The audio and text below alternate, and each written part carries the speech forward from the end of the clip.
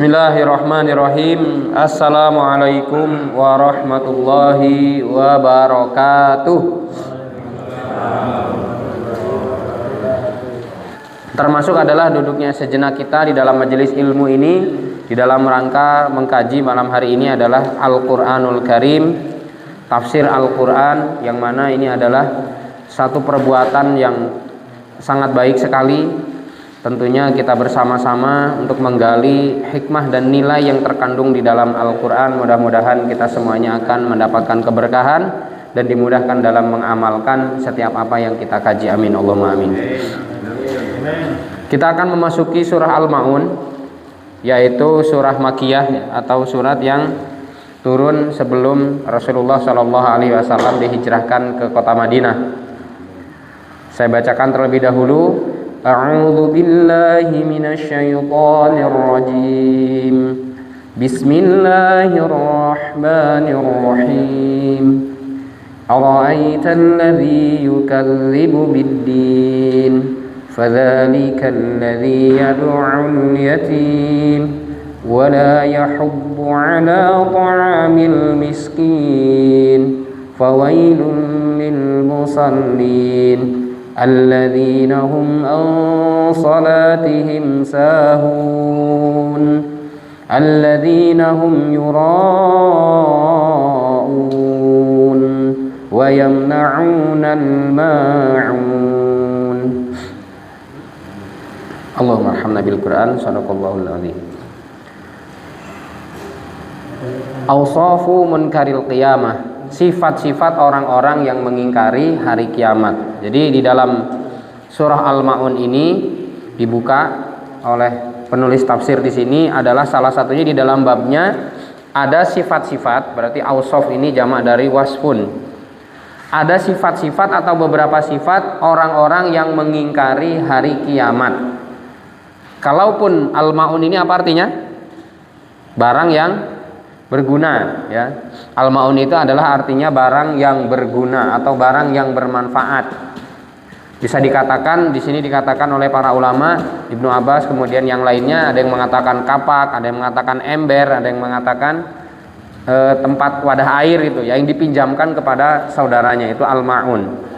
Apa hubungannya, apa korelasinya dengan disebutkannya di dalamnya sifat-sifat orang-orang yang mengingkari hari kiamat? Ternyata disinilah Allah Subhanahu wa Ta'ala memberikan hikmah kepada kita. Maka mari kita kaji dari ayat yang pertama, mudah-mudahan bisa selesai sampai di ayat yang ke-7 ya. Yaqulu ta'ala, Allah berfirman, ara'aita ya Muhammad alladzi yukadzibu bid-din wa huwal ibad wa huwal ma'ad wal jaza was thawab. Mohon maaf. Apakah kamu tahu wahai Muhammad? Ini adalah istifham ingkari, atau seolah-olah Allah Subhanahu wa Ta'ala itu bertanya. Di dalam ayat ini seolah-olah Allah bertanya yang seolah-olah belum tahu, akan tetapi sebenarnya ini sebagai bentuk penegasan. Allah Subhanahu wa Ta'ala ingin menegaskan kepada nabinya, kepada Nabi Muhammad SAW, maka dengan bahasa pertanyaan. Nah, sehingga ketika kita juga sebagai seorang dai atau mungkin seorang guru atau mungkin seorang apapun ya, yang di sini adalah ingin mengajarkan kebaikan, termasuk di dalamnya metode tanya jawab ini adalah metode yang efektif. Dan hal tersebut juga dicontohkan oleh Nabi SAW ketika kata Umar bin Khattab, bainama nahnu julusun inda Rasulillah SAW dzata yaumin ittala'a 'alaina rajulun syadidu sawadi siyab kemudian syadidu bayadi sa'ri. Sampai kemudian ketika Umar bin Khattab menceritakan ya, ada seorang laki-laki yang datang menemui beliau, dan di situ ada Rasulullah SAW dengan sosok manusia, sebenarnya adalah malaikat Jibril. Kemudian Nabi bertanya, ya Umar, atadri man Isail, di akhir dari hadis riwayat Bukhari Muslim itu ya. Maka kemudian Allah wa rasuluhu a'lam, Allah dan Rasulnya lebih mengetahui, kata Umar bin Khattab. Fa innahu Jibril atakum yu'allimukum dinakum. Itu adalah Jibril dengan metode pertanyaan. Ya Muhammad akhbirni anil Islam, ya Muhammad akhbirni anil iman, ya Muhammad akhbirni anil ihsan, ya Muhammad akhbirni anis sa'ah. Itu semuanya adalah bentuk pertanyaan, dan ini akan lebih ablag kalau dalam bahasa dakwahnya ya, akan lebih sampai, akan lebih mengena, akan lebih mudah untuk dipahami. Nah, di surah Al-Maun ini Allah juga mengawali dengan ara'aita alladzi yukadzibu biddin. Tahukah kamu siapakah orang yang selalu mendustakan agama? Siapakah orang yang selalu berdusta atas nama agama? Ara'aita ya Muhammad alladzi yukadzibu biddin. Apakah engkau tahu wahai Muhammad siapakah orang yang mendustakan agama itu? Wa huwa al-ma'ad. Ad-din di sini adalah agama, itu bukan hanya sekedar agama, karena agama itu kan ad-din itu adalah al-hukmu atau aturan ya. Akan tetapi yaumuddin di sini, biyaumiddin di sini artinya adalah ya, biddin di sini adalah hari kiamat ya. Wa huwa al-ma'ad, yaitu adalah tempat kembali maksudnya. Jadi bukan hanya sekedar agama, akan tetapi siapakah orang yang mendustakan hari kiamat, wal jaza, dan juga tempatnya dibalas nanti, karena balasan sempurna itu hanya di akhirat. Kita sekarang tinggal kita harus selalu berusaha, berikhtiar. Karena apa? Balasan sempurna itu di sisi Allah Subhanahu wa taala, wathawab, dan begitu juga pahala yang akan diberikan. Fadzalikal ladzi yad'ul yatim, yaitu orang-orang yang menghardik anak-anak yatim, atau orang-orang yang senang menghardik atau tidak peduli. Namanya menghardik itu pokoknya dia tidak ada rasa peduli, tidak memiliki empati sama sekali terhadap anak-anak yatim. Padahal kata Nabi, ana wa kafilul yatim kahataini fil jannah. Aku dengan orang yang menjamin anak yatim kahataini fil jannah, seperti dua jemari ini di surga. Alangkah dekatnya para jamaah sekalian. Bapak Ibu jamaah yang dimuliakan Allah Subhanahu wa taala, sampai-sampai Nabi itu memberikan sebuah kabar gembiranya ya, tentang pentingnya bagaimana kita ini berbuat baik kepada anak yatim ya. Akan tetapi Allah di sini menegaskan ada orang-orang yang mereka ini tidak peduli, sama sekali tidak ada kepedulian terhadap anak yatim ya, termasuk tadi dia juga mendustakan hari kiamat. Karena apa? Karena ketika dia mengurusi anak yatim tidak paham dengan keimanannya, ya dia menganggap alah ngopo makani anak wong, kok ngasih makan anak orang untuk apa? Karena dia tidak paham bahwasanya nanti dia akan dibalas. Semua dari apa yang dia lakukan itu semuanya akan diberi pahalanya, ganjarannya oleh Allah Subhanahu wa taala. Akan tetapi kalau tidak punya iman, nggak akan percaya ke sana. Malah mungkin bahasanya malah ngentek-ngentek kayak beras malahan itu. Ini karena tidak ada dasar ilmu di dalamnya ya.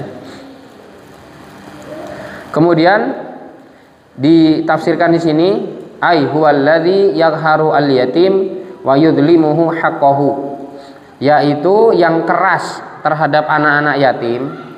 Makanya kalau ingin melembutkan hati Bapak Ibu sekalian, famsahu ra'sal yatim, maka usaplah kepala anak yatim. Karo cemplungi amplop plung, ojo kurang ngusap wae. Maksudnya ya jangan cuma ngusap, tapi artinya di situ ya memang betul secara majazinya memang betul diusap ya. Kemudian ya secara maknawinya tentunya adalah dikasihi, maksudnya dikasihani. Anak yatim itu dikasihani. Maka banyak ya panti-panti asuhan yang di situ mereka mengumpulkan anak-anak yatim. Kemudian juga pondok-pondok pesantren dengan satu terobosan bagi yatim, baik mungkin laki-laki maupun perempuan, misalkan yang menerima santri baru misalkan, gratis. Nah ini adalah salah satu peluang amal soleh. Karena apa? Janji Nabi tadi yang sangat hebat sekali, yang luar biasa sekali ya. Berdekatannya Nabi dengan para penjamin anak-anak yatim itu sangat luar biasa. Maka jangan sampai kemudian malah keras kepada anak-anak yatim, malah dihardik, tidak dipedulikan. Kemudian wayudlimuhu haqqahu, dan bahkan malah menzolimi hak-haknya. Contoh, dititipi anak yatim, ternyata karena sudah merasa bahwasanya, jadi misalkan dia dititipi warisan dari orang tuanya dan dia anak tunggal, kemudian dititipkan kepada bibinya atau kepada mungkin uaknya ya, atau pakdenya, atau ya kakak dari ini misalkan ibunya, atau kakak dari bapaknya misalkan. Karena merasa yang mengurusi ini sudah memberikan makan, sudah mengurusi, menyekolahkan, sehingga warisan-warisan milik pribadi si anak yatim itu dimakan bersama tanpa ada izin. Dosa ini. Meskipun kalau anak ini belum mampu untuk mentasarufkan hartanya, artinya menyalurkan hartanya dengan baik, maka pegang dulu, tapi nggak boleh dipakai. Kalau mau dipakai maka harus izin. Karena apa? Itu hak anak yatim. Hati-hati, bahaya sekali itu. Kalau sampai bahkan menganggap bahwasanya, wah kalau ini kan udah saya kasih makan, udah saya sekolahkan, semua jajanannya saya tanggung, udahlah pokoknya aliran-aliran dana punya kamu, harta-harta warisan kamu, udah pokoknya jadi satu aja. Nah ini kan tidak boleh seperti itu ya. Nah sampai dia Rosyid ini mampu mentasarufkan hartanya. Artinya Rosyid di sini adalah mampu membelanjakan sesuai dengan haknya. Artinya tidak dihambur-hamburkan, maka dijaga oleh keluarganya tadi. Ini penting sekali untuk kita pahami, karena banyak sekali yang beranggapan dan juga ada yang curhat, banyak pernah seperti itu ya. Boleh nggak sih pakai harta anak yatim ini? Ini dia malah lebih kaya daripada yang ngurusi gitu. Kekayaannya karena apa? Memang dititipi harta oleh kedua orang tuanya, yang qadarullah orang tuanya tidak ada, misalkan dua-duanya nggak ada, ya nggak boleh. Apalagi nanti ketika dia harus menikah, kemudian yang lainnya, kebutuhan-kebutuhan yang lainnya. Jamaah yang dimuliakan Allah Subhanahu wa taala. Kemudian selanjutnya wala yut'imuhu wala yahsunu ilaihi atau wala yusinu ilaihi. Tidak mau memberi makan dan juga tidak mau berbuat baik kepadanya. Wala yahuddu ala ta'amil miskin, dan juga tidak mau memberi makan orang-orang miskin. Di zaman Nabi, jamaah yang dimuliakan Allah Subhanahu wa taala, sahabat Rasulullah itu ada yang ahlu sufah. Ahlu sufah itu mereka-mereka yang hidup di pelataran Masjid Nabawi, dibuatkan tenda-tenda untuk apa? Khusus bagi orang-orang miskin yang tidak bisa bekerja, dijamin oleh para sahabat yang kaya. Termasuk penjaminnya di situ Abdurrahman bin Auf, Utsman bin Affan, Zubair bin Awam, Sa'ad bin Abi Waqqas. Kemudian siapa lagi? Ali termasuk nggak? Ali itu miskin. Ali termasuk miskin. Kemudian siapa lagi? Utsman udah tadi udah disebutin. Siapa lagi? Coba Abu Bakar As-Siddiq termasuknya ya. Nah di situ dijamin orang-orang miskin ini. Dan bahkan Nabi Shallallahu Alaihi Wasallam ketika ada sahabat yang datang kepada Nabi, ya Rasulullah gitu, lapar ini. Sama, saya juga lapar kata Nabi. Akhirnya kemudian datang ke rumah Abu Bakar, datang ke rumah Utsman. Nih siapa yang mau menjamin sahabat kita nih? Ya Nabi sudah tahu, pasti Nabi juga lapar. Para sahabat sudah tahu, pasti Nabi juga dalam keadaan lapar. Karena apa? Habis hartanya Nabi itu untuk perjuangan. Padahal melamar Khadijah, mas kawin untuk Khadijah itu berapa? 100 apa 10? 100. Hah? 40. 100 nggak ada ceritanya 100 ekor unta. Nabi 100 ekor unta nggak ada. 40 ekor unta untuk melamar Khadijah. Banyak ya sirah nabawiyah masyhur tapi tidak sahih itu banyak. Makanya ada buku sirah nabawiyah yang masyhur terkenal tapi tidak sahih. 40 ya 40 ekor unta yang diinikan. Ada yang mengatakan 10, ada yang mengatakan 100. Kalau 10 ini kurbannya siapa? Abdul Muthalib ketika harus disembelihnya Abdullah kan ketika itu, akhirnya diganti dengan 10 ekor unta tadi, beda ya. Nah kemudian perbuatan orang-orang yang tadi ya mendustakan agama, mendustakan hari akhirat, mereka ini adalah tidak peduli juga terhadap orang miskin. Dalam lugasnya orang miskin ini apa sih para jamaah sekalian? Mahwal miskin, siapa orang-orang miskin itu? Dia punya pekerjaan tapi tidak mampu untuk mencukupi kebutuhannya. Dalam fikihnya gitu ya. Jadi orang miskin yang nantinya akan mendapatkan atau sebagai orang-orang yang layak untuk mendapatkan zakat ya, itu adalah mereka punya pekerjaan tapi tidak mencukupi untuk kebutuhan ya, sehari-harinya. Itu disebut sebagai masakin atau miskin ya. Kama qala ta'ala, nah ini ajibnya tafsir Ibnu Katsir itu ya, ditafsirkan dari satu ayat ke ayat yang lain, dan ini adalah tafsir terbaik. Tafsir terbaik di dalam ilmu tafsir adalah al-ayah bil ayah. Satu ayat ditafsirkan dengan ayat selanjutnya, seperti surah Al-Fatihah ya, seperti misalkan ghairil maghdubi alaihim ya, siratal ladzina an'amta alaihim ya, di ayat yang ke-7 ya, ditafsirkan di dalam surah Al-Maidah ayat 69 ya, surah An-Nisa ayat 69. Nah, ini juga ditafsirkan dalam surah Al-Fajr. Kalla bal la tukrimunal yatim. Sekali-kali jangan, bahkan mereka ini tidak mau, atau kalian ini bahkan ya, tidak mau memuliakan anak-anak yatim. Wala tahadduna ala ta'amil miskin. Dan tidak memiliki sebuah semangat, tidak memiliki dorongan untuk memberi makan kepada orang-orang miskin. Ya sama dalam dakwah kita, dakwah memang tidak melulu ceramah, tidak melulu naik podium, kemudian juga tidak melulu kita memberikan irsyadat ya. Akan tetapi terkadang manusia ini butuh ketika perutnya harus kenyang dulu. Ya enggak kira-kira? Coba kita bayangkan, pengajian-pengajian atau mungkin majelis-majelis yasinan kayak tempat saya ya, mudah-mudahan di sini enggak. Yasinan malam Jumat tempat saya itu karena sudah tidak lagi hidangan, bubar. Bubar, Pak. Jadi sebenarnya kuncinya adalah adanya hidangan, meskipun mungkin air bening atau tambah roti lah, supaya apa? Karena memang itu tadi. Karena ini adalah jadi kunci surga juga, kata Nabi kan jelas ya. Wa at'imut ta'am, kan gitu. Wasilul arham.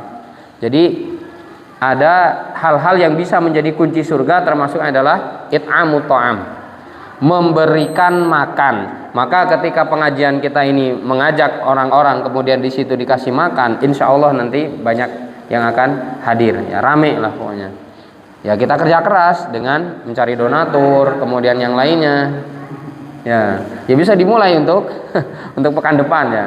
Ini kan udah ada kue ya. Silakan cari donatur.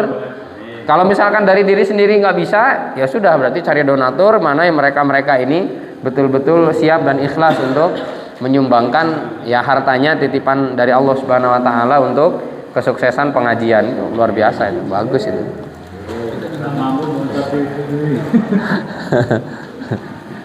Yakni al-fakir alladzi la syai'a lahu yaqumu bi awadihi wa kifayatihi ya.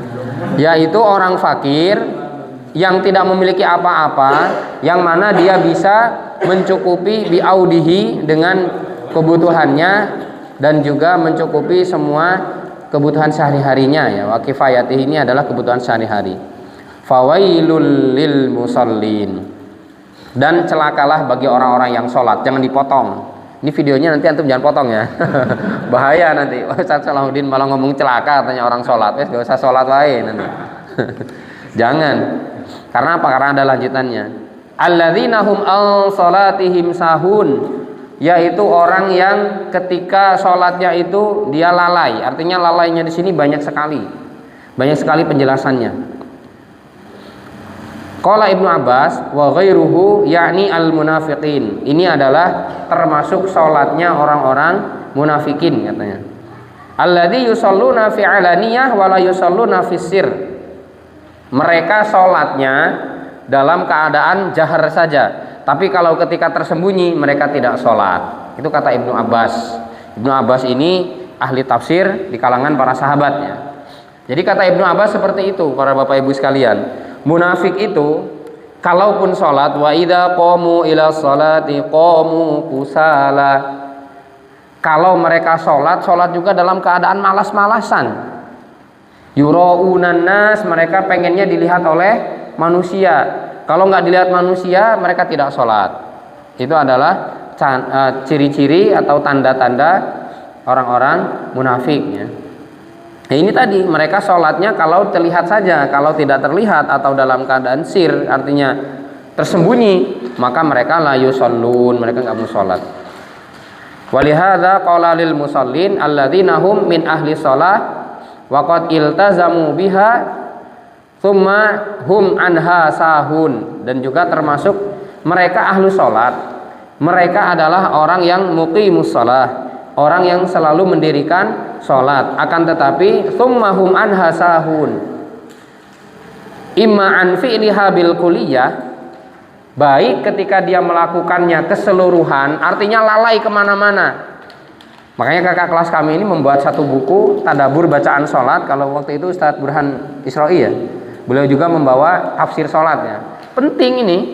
Kalau kita tidak tahu bagaimana Allahu Akbar ini memang betul-betul yang akbar itu hanya Allah Subhanahu wa taala, pekerjaan kecil, masalah yang ada di benak kita juga menjadi yang rumit menjadi sepele kecil.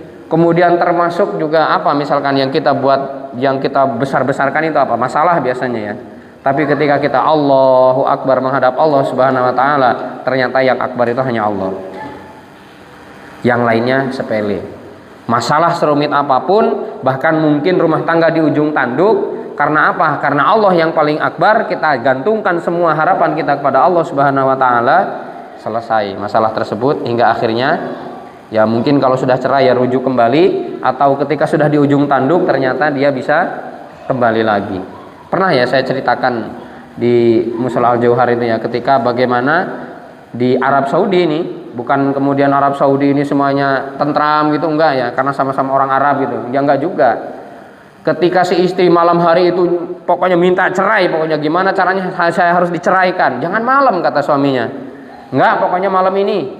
Wah, suaminya menunda lah supaya reda emosi tadi, kemudian ditinggalkan pisah ranjang ya untuk sementara waktu di pagi harinya, dan dia karena sabar si suaminya, kemudian suaminya mau menulis di secari kertas, mana kertasnya, saya mau menulis sigo taklik kalau di kita ya, atau mau menulis surat talak. Enggak mas, jangan, saya sadar, saya bertaubat kepada Allah, saya di malam hari itu dalam keadaan galau, dalam keadaan ini. Nah, sampai seperti itu pun kalau kita di dalam sholat kita meyakini Allah yang paling akbar, yang paling besar, yang maha agung, maka semuanya insya Allah akan selesai juga ya. Nah, disinilah bagaimana kemudian pentingnya kita mentadaburi setiap bacaan. Kalau gerakan bisa tanya kepada ahli-ahli kesehatan, termasuk belum lama ini saya menyimak ya, ada rahasia sunnah yang disampaikan oleh seorang mu'alaf dari Amerika yang sudah puluhan tahun, dia bisa dikatakan belasan tahun ya kalau nggak pernah sakitnya, tapi puluhan tahun dia mengamalkan sunnah Nabi, termasuk hijamah atau bekam. Bahkan beliau ini paham tanggal-tanggalnya, lupa saya tanggal berapa ya, Mas Rustam mungkin tahu tanggal berapa sih biasanya yang sunnah itu? 17, 19, 21 kalau nggak salah ya, ketika darah itu memang waktunya untuk dikop gitu ya, untuk di ini disedot gitu ya. Nah itu. Maka kemudian dalam hal ini ketika kita sholat ya singkirkan dulu semua pikiran-pikiran yang lain. Karena apa? Ketika azan berkumandang, setan yang namanya khinzib itu mereka akan lari terbirit-birit. Akan tetapi ketika iqomah dikumandangkan, datang lagi menggoda, membisiki di dalam hati kita, dalam dada kita, termasuk di telinga. Makanya kenapa Nabi itu memberikan kabar gembira Allah akan merahmati orang-orang yang mengisi shaf yang kosong. Karena apa? Nanti diisi setan. Kalau misalkan dibiarkan melompong seperti itu, disitulah setan akan berperan nantinya. Kama qala Ibnu Abbas ya, wa imma an fi'liha fil waqti al muqaddar laha syar'an fayukhrijuha an waqtiha bil kulliyah, atau diakhir-akhirkan waktunya, atau mengakhirkan waktu untuk mengerjakan sholat ya. Inna sholata kanat 'alal mu'minina kitaban mauquta, dalam surah apa itu? An-Nisa ayat 103 ya. Bahwa kata Allah sesungguhnya sholat itu sudah ada waktu-waktunya. Karena apa? Sampai malaikat Jibril ini bolak-balik dari atas langit kemudian turun ke bumi ngajarkan, ini wahai Rasulullah, wahai Muhammad, ini sholat subuh jam segini. Kemudian naik lagi waktu zuhur, turun lagi mengajarkan sholat zuhur, sampai kemudian selanjutnya 5 waktu itu diajarkan sesuai dengan waktu-waktunya. Makanya kalau dalam usul fikih kita mengenal adanya namanya as-sabab. Ya, as-sabab ini adalah termasuk di dalamnya misalkan azuluku syamsi ya, misalkan tergelincirnya bukan terbenam matahari. Ketika matahari sudah berada di atas itu ya, sudah mulai setelah di tengah-tengah kita kemudian agak condong ke barat, maka itu masuk waktu zuhur. Nah, ini adalah sebab kita ini sebab matahari ini maka menjadikan untuk waktu sholat gitu, waktu sholat zuhur. Nah, kalau di akhir-akhirkan termasuk di dalam ancaman ini. Bahkan mungkin kita jumpai asar biasanya ya, padahal Allah sudah mewanti-wanti, hafizu 'alas sholawati wa sholatil wusta wa qumu lillahi qanitin. Jagalah oleh kalian 'alas sholawat, sholat 5 waktu, wa sholatil wusta, dan juga sholat yang pertengahan. Apa itu? Asar dengan subuh. Dan bahkan kata Nabi, man sholal bardaini dakhalal jannah. Siapa yang sholat di 2 waktu yang sangat ekstrim, yaitu sholat asar dan sholat subuh, dakhalal jannah, dijamin masuk surga. Kemudian jamaah yang dimuliakan Allah Subhanahu wa taala, ini ya tadi pertama adalah dia lalai di dalam kekhusyuan. Kalau enggak khusyuk ini kira-kira batal enggak sholatnya? Enggak membatalkan, hanya apa? Kalau tidak tumakninah baru batal. Tapi kalau tidak khusyuk hanya mengurangi pahala, nilai pahala ya. Makanya Imam Ibnu Qayyim itu di dalam, kalau nggak salah Dzauqus Shalah ya, dalam kitabnya itu ada 5 kriteria orang sholat itu. Ada yang sebagai menambah pahala, kemudian menaikkan derajat, itu sholatnya para nabi dan rasul al-anbiya wal mursalin ya. Kemudian ada yang diterima sholatnya tapi hanya sebagai penggugur kewajiban. Ada juga yang di dalam sholatnya karena lalai malah tadi terkurangnya pahala. Kemudian yang keempat, ada orang yang sholat tapi sholatnya tidak diterima. Sholatnya tidak diterima dan juga dia termasuk terhitung dosa ya. Kemudian yang kelima gimana?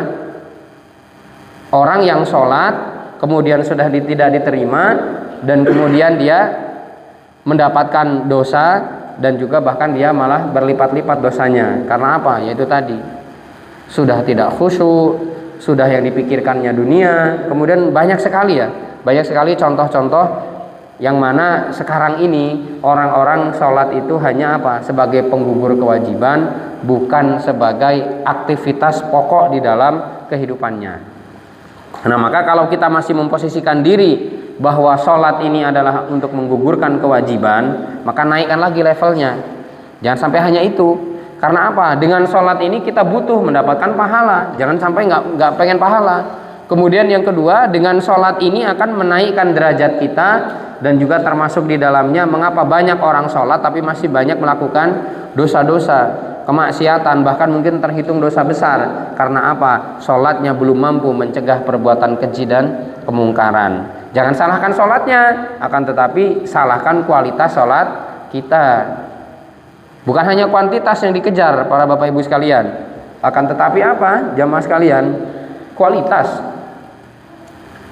yang memang perlu kita tingkatkan ya. Ya kita sama-sama belajar, kita sama-sama mengkaji ya. Jamaah rahimani wa rahimakumullah, di dalam As-Sahihain atau Bukhari Muslim, Nabi Shallallahu alaihi wasallam beliau bersabda, anna Rasulullah sallallahu alaihi wasallam qala tilka salatul munafiq, tilka salatul munafiq, tilka salatul munafiq. Itu adalah salatnya orang-orang munafik, sampai 3 kali. Bayangkan. Nabi Shallallahu alaihi wasallam jarang-jarang ya beliau mentakkid, apalagi ini perbuatan yang dirasa ini adalah perbuatan yang tidak baik. Karena kalau kepada ummuka itu kan penekanan supaya kita berbuat baik, tapi ini sebagai bentuk peringatan, tanbih ini. Bahwasanya itu salat munafik, itu salat munafik. Sama ketika kita wudu, kok kemudian ditumit tidak terbasuh. Maka kata Nabi kan gitu, celaka orang-orang yang tumit-tumitnya nanti dijilati api neraka. Karena apa? Tumitnya tidak basah ketika wudu. Itu termasuk ada ancaman dari Rasulullah. Bukan hanya mata kaki, tumit itu harus basah ya. Nah, sama dengan ini. Ada takkid atau ada penekanan. Itu sholat orang munafik sampai 3 kali ya. Yajlisu yarkubu syamsa ya. Kemudian dia ini duduk menunggu matahari mulai habis lah intinya ya. Maksudnya dari asar mau menuju maghrib ya. Hatta idza kanat baina qarnai syaiton qoma fanaqara arba'an, sampai kemudian ketika sudah sampai muncul 2 tanduk setan, maka dia sholat dalam keadaan secepat kilat, satset gitu ya. Sholatnya satset pokoknya, satset das kayaknya, kilat pokoknya, pakai roket, pakai nos bahkan ya. La yadhkurullaha fiha illa qalila, tidaklah dia mengingat Allah kecuali hanya sedikit saja. Fahadha ya akhiru salatil asri allati hiya al-wusta, ini ada di salat asar, yaitu di salat wusta, dan di akhirnya berarti jam-jam setengah 6 baru salat asar, jam 5 bahkan baru mau salat asar gitu ya. Ya ini tadi salah satu contohnya seperti itu. Nabi Shallallahu Alaihi Wasallam menjelaskan ini. Hadisnya sahih, ada di kitab Fathul Bari juga ya, dan Sahihain ini adalah hadis yang disepakati oleh Bukhari Muslim dan dikeluarkan oleh Bukhari Muslim termasuknya ya. Kemudian dikatakan tadi kama tsubita bihi an-nas ila akhiri waqtiha, ini juga disebutkan di dalam nas yang lain adalah mengakhirkan waktu, wa huwa waktu karohah, waktu yang dimakruhkan. Tsumma qama ilaiha fa naqaraha naqaral ghurab, dan dia sholat seperti gagak mematuk makanan ya, ceduk selesai lah. Dulu waktu sholat tarawih 7 menit ya, berapa rakaat itu? 21 ya, 21 rakaat 7 menit, itu kata Ustadz Anwar Zahid itu apa? Dewi orang ngono-ngono amat kok gitu ya. Apa kata beliau itu memalukan katanya, bahkan sudah puluhan tahun ya, bahkan ratusan ya kalau nggak salah ya, ratusan tahun itu sudah membudaya. Dan beliau bahkan membuat sebuah guyonan itu ya, Ustadz Anwar Zahid itu, dengan asumsi bahwasanya itu semuanya sholatnya tidak sah karena apa? Nggak ada tumakninah sama sekali. Padahal minimal tumakninah ini ketika kita ruku bacaan subhanallah itu tumakninah sudah. Kemudian ketika i'tidal, ketika sujud kita subhanallah, bacaan subhanallah, padahal ya sebenarnya nggak terlalu lama sih tumakninah itu. Tapi kalau kemudian tidak dipenuhi haknya tumakninah, batal sholatnya. Apalagi yang jentat-jentit selesai 21 rakaat hanya dalam waktu 7 menit. La haula wala quwata illa billah. Mengerikan sekali.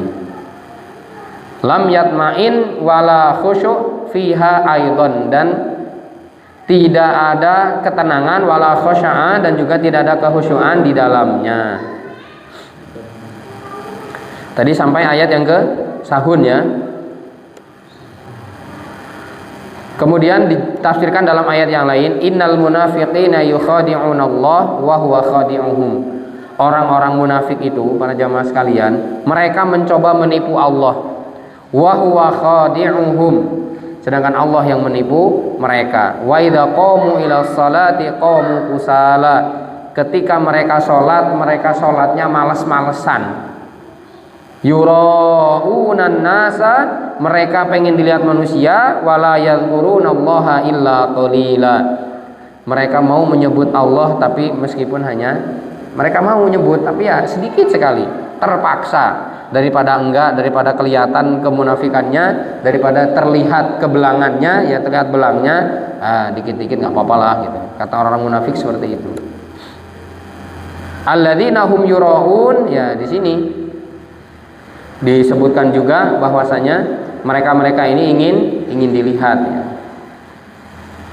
Kunna julusan inda Abi Ubaidah fa dzukiru ar-riya faqala rajulun yukna bi Abi Zaid Yazid, ketika kami duduk bersama Abu Ubaidah, kemudian disebutkan di dalamnya tentang perbuatan riya, disebutkan di dalamnya tentang perbuatan riya.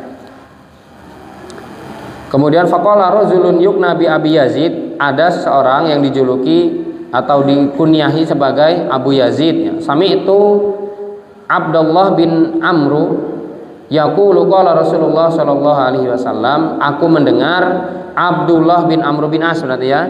Dia mengatakan Rasulullah sallallahu alaihi wasallam bersabda, "Man samma'an nasa bi'amalihi sama Allahu bihi sami'a khalqihi." Siapa yang ingin didengarkan oleh manusia setiap amal-amalnya, maksudnya ingin riya lah ya, di hadapan manusia setiap apa yang dia lakukan, maka Allah Subhanahu wa taala akan menampakkannya di hadapan makhluk yang lain.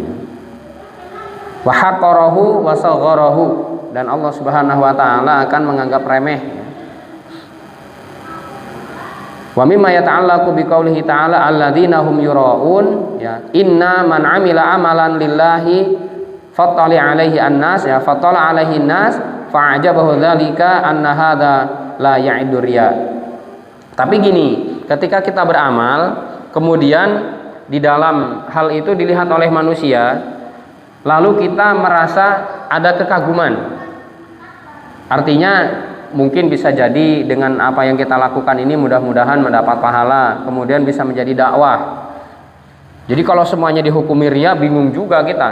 Seperti misalkan dalam kajian gini ya, misalkan di antara kita posting di foto misalkan, ayo ngaji di Nur Muslimin. Wah, kalau itu dianggap riya, bingung kita, nggak bisa dakwah nanti. Sedangkan salah satu medianya adalah dengan media tadi, dengan media foto atau mungkin dengan video misalkan. Nah, ini tidak riya. Artinya ketika kita ibadah kemudian tidak sengaja dilihat manusia, kemudian kita merasa bangga. Artinya bangganya di sini bukan membanggakan diri di hadapan manusia ya, tapi kita bersyukur, maksudnya takjub dengan diri kita karena Allah memberikan hidayah, maka kalau ini tidak disebut riya. Bahkan meninggalkan amal min ajlin nas fahuwa riya, itu riya. Jadi gini, kalau kita beramal min ajlin nas itu syirkun, syirik. Kita beramal karena manusia itu syirik. Meninggalkan amal karena manusia itu adalah riya. Nah, yang ikhlas itu seperti apa? Yang mana terlepas dari keduanya, bukan karena manusia ketika kita meninggalkan, juga bukan karena manusia kita melakukan amal perbuatan itu. Itu semuanya hanya karena Allah Subhanahu wa taala. Ketika mungkin diajak sholat tahajud misalkan, atau mungkin diajak pengajian, nanti aku disangkanya riya nanti. Malah mengikuti ya langkah-langkah setan akhirnya. Karena apa? Yaitu tadi. Karena dia merasa bahwa ketika menampakkan amalnya, artinya ikut pengajian atau mungkin sholat berjamaah di masjid misalkan, terlihat oleh tetangganya, hingga akhirnya nanti diliputi rasa was-was di pikirannya, di hatinya, riya enggak ya? Waduh, ini riya. Seperti dalam lelucon ya, yaitu cuman lelucon aja sih ya, ketika di depan pintu dia bawa anduk, kemudian ya namanya mau mandi ya, wah saya mandi enggak ya? Waduh, kalau mandi nanti saya ganteng. Kalau udah ganteng nanti saya termasuknya nanti di ini orang, dipuji orang. Kalau dipuji orang nanti saya sombong. Kalau sombong masuk neraka. Kalau masuk neraka Allah marah. Boleh udahlah, gak usah mandi akhirnya. Itu kan konyol ya, seperti itu ya. Kan ada ya seperti itu ya. Nah ini, maka kalau diniatkan memang betul-betul untuk dilihat manusia seperti sodako, infak atau mungkin yang lainnya, nah itu jelas itu adalah riya. Kalau ingin didengarkan berarti dia sum'ah. Tadi kata Nabi tadi, siapa yang ingin didengar oleh manusia, maka Allah Subhanahu wa taala sekalian akan menampakkannya di hadapan yang lain, tapi ternyata itu dihinakan, bahkan bukan kemudian malah diberkahi ya. Wa yamna'unal ma'un, dan mereka mencegah al-ma'un dari memberikan bantuan. Al-ma'un ini adalah tadi sudah disampaikan ya. La ahsanu ibadata rabbihim wa la ahsanu ila khalqihi. Mereka tidak mau beribadah dengan baik, atau bisa dikatakan bahkan mereka tidak mau memperbaiki dirinya di dalam beribadah kepada Allah Subhanahu wa taala, dan juga mereka juga tidak mau memperbaiki dirinya kepada makhluk. Jadi hubungan vertikal ke atas tidak benar, tidak baik juga. Dengan Allah cuek, atau mungkin dengan Allah tidak dekat, ya jauh sekali jarak dirinya, hatinya dengan Allah Subhanahu wa taala. Kepada manusia juga jahat. Kepada manusia juga tidak peduli. Bodoh amat lah, yang penting saya hidup sendiri, saya bisa mencukupi keluarga saya, orang lain terserah. Nah, seperti itu. Itu termasuk orang-orang wa yamna'unal ma'un ya. Hatta wala bi'ibaratin ma yantafi'u bihi wa yusta'anu bihi. Sampai ya. Sampai apa ya? Bi'arah bukan ibarah ya. Wala bi'arah ma yantafi'u, enggak mau dia memberikan manfaat itu sama sekali. Ya tadi, pokoknya ini terserah saya lah gitu ya. Sebagaimana ketika Qarun sudah mulai kaya, ketika dia memang bergelimang harta, ketika datang pemungut pajak, orang orang yang mau ngambil zakat ya, atas arahan atau instruksi dari Nabi Musa alaihissalam, kata Qarun apa? Enak aja, kok bisa-bisanya kamu minta-minta uang, minta-minta zakat, saya suruh memberikan kepada fakir miskin di sekeliling saya. Bung saya ini nih susah-susah saya berusaha. Saya susah-susah bekerja, tadinya saya miskin, kemudian saya diberi kehebatan. Saya hebat, kemudian saya menjadi kaya. Nah, ini termasuknya adalah mereka-mereka orang-orang yang tidak berjiwa al-ma'un ya. Atau bisa dikatakan mereka yang cuek bebek dengan kondisi-kondisi yang ada di sekitarnya. Ya, banyak sekali orang-orang yang seperti itu. Mereka kaya tapi kayanya untuk diri sendiri. Mereka bergelimang harta tapi dinikmati oleh dirinya sendiri tanpa peduli kepada tetangga kanan dan kiri. Dan bahkan ya ketika kita ini kaya, ketika seseorang itu kaya sampai kemudian tetangganya ini kelaparan dan mati kelaparan, di dalam hukum fikih, di dalam hukum Islam adanya kisos. Meskipun dia tidak membunuh. Kalau Andi kemarin membunuh ya pasti dikisos ya. Kalau ini nggak dibunuh pun, tapi karena membiarkan dia mati. Kalau bahasanya Ustadz Bahtiar Nasir itu, ketika kita mendiamkan saudara-saudara yang ada di Palestina mereka kelaparan bahkan mati, maka termasuk kita adalah pembunuh. Karena apa? Ini tadi ya, minimal kita ini peduli para jamaah sekalian dengan keluarga kita, orang paling dekat dengan kita, kemudian termasuk di dalamnya adalah tetangga kanan dan kiri. Sampai kata Rasul, Jibril itu bolak-balik mewasiati kepada saya dari Allah Subhanahu wa taala agar perhatian kepada tetangganya, ada hakul jar. Karena apa? Seolah-olah tetangga itu bisa saling mewarisi dengan kita. Nah, ini buktinya. Al-ma'un tadi ya termasuk barang berguna itu banyak sekali ya. Kalau dicontohkan di sini tadi ada kapak, kemudian ember, kemudian apa tadi? Ada wadah baskom atau mungkin wadah air atau wadah makanan yang itu bisa dipinjamkan. Jamaah yang dimuliakan Allah Subhanahu wa taala, inilah intisari atau kajian dari surah Al-Ma'un yang tentunya ini perlu menjadi satu pelajaran bagi kita.